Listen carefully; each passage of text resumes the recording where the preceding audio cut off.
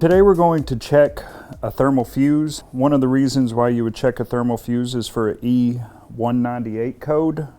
We're basically going to check for it to be opened or closed.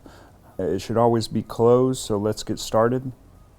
This unit, of course, is sitting on a table, but normally you'll have it on the wall in the field, so make sure that you power down for at least 15 minutes before removing the thermal fuse. On this particular wall mount unit, the thermal fuse is located here. Most of the thermal fuses are located under the terminal block. The plug will be somewhere in between the terminal block and the board. So here's our thermal fuse. The actual black wires are what go towards the terminal block where the fuse is located, and the white wires are what go to the board. So there's a little tab here. You're just going to squeeze and disconnect like that, and tuck that away so it's out of our way.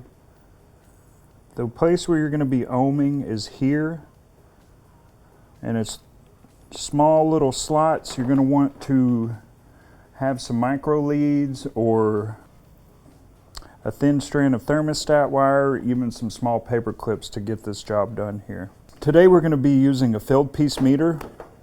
We're going to put our meter on ohms,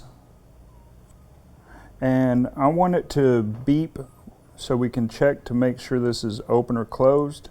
So I'm going to have to hit the select button on this particular meter. Some meters do it on its own. This one you have to select it. So it doesn't really matter which way you hold your leads. We're going to kind of adjust this where we can get our leads on it. Holding the leads and doing this is the hardest part. I found the easier way is to kind of hold your leads like chopsticks. And you're going to put one lead on one side and one lead on the other. And you hear the beep, we are closed, which is what it should be. That's all for today. Thank you. For service manuals and other documentation, please visit our website at samsunghvac.com. or use our Samsung HVAC mobile app to download any technical documentation. Thank you.